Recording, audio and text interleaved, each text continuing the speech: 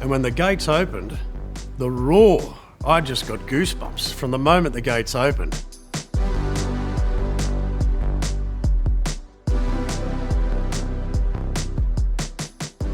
One day in the school class, everybody was asked, where do you see yourself when you leave school in 5 years after?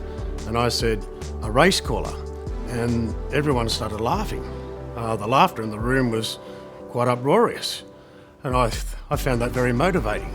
I think the most significant thing I did was go to the Max Rowley radio school. A lot of people suggested you need work on your voice and a bit of other training. And that was obviously a big help, but I found it was the contacts that you built up. And Max Rowley basically had the contract for the on-course announcing at Wentworth Park and Harold Park Greyhounds. And that was my in. That was the first professional job that I got. And that was the springboard for better things to come. One man that certainly had a significant influence in many varying ways was the founder of the station, Graham McNeice, a magnificent presenter, producer, filmmaker, who knew what television was about and loved his racing. And I very much appreciated his guidance in those early years. I think it's the sense of the build-up, the weeks leading up to a big race, the days leading up, when you arrive on course and you think all the preparation's done, it's time to try and enjoy it now.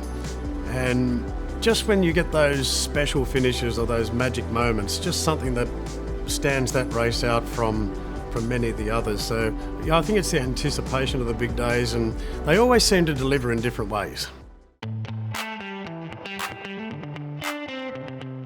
Very rewarding. Many days you walk off the course and you feel really pumped. I get asked the question all the time now, what was your favourite race or your favourite race call? And clearly Chautauqua winning the TJ will always be my favourite. Chautauqua very late, it's English a half length in front. Can he do it? Chautauqua, he's flying! Yes! There's history! I think the farewell race for Winx in front of that massive crowd, the way the crowd just rose to the occasion, the way she rose to the occasion for the final time, that's a race I'll always treasure calling. But she's well clear, Winx, inside the final 100 metres. Today we farewell an Australian icon, the greatest of all time. Winx wins her third, Queen Elizabeth. Darren Flindell is set to call the $10 million Tab Everest inaugural running. When they were going to the gates, I was just mind blown, because you get a pretty good view out of the broadcast box, and I'm looking around. I thought, my goodness, there's the crowd, it's unbelievable. I can hardly see any grass out there.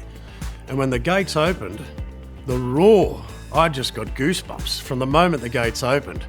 And you could I think you can even hear it through the TV and the replays. It was an enormous roar that I've never heard before on an Australian racetrack. And just in that split second, immediately you thought, wow, this race is going to be a success. Here we go for the Everest, the lights on. To the big roar of the crowd, they're off and racing. As we've seen in the years that have followed, I think that's also the turning point that day of probably rejuvenating a young crowd getting back to the races. This is almost common play now, and I know the last 12 months has been rotten with COVID, with crowds on and off all the time, but when we get that momentum building up, the new demographic of the crowd getting here really stands out.